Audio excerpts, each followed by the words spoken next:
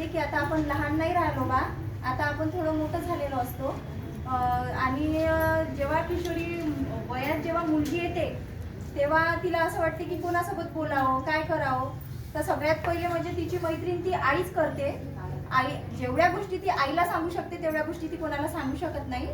हा तिचा वयात येण्याचा हा आशिटोला ग्रामपंचायतमध्ये सदस्य आहे आणि समूहामध्ये अध्यक्ष पण आहे.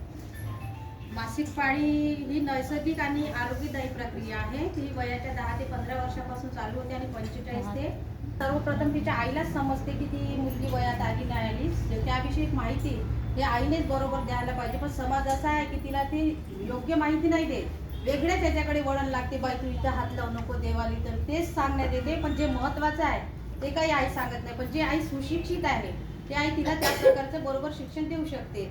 आणि त्यानंतर थोडे दिवस गेल्यावर म्हणजे हे अंगणवाडी सेविकेचं काम आहे महत्वाचं.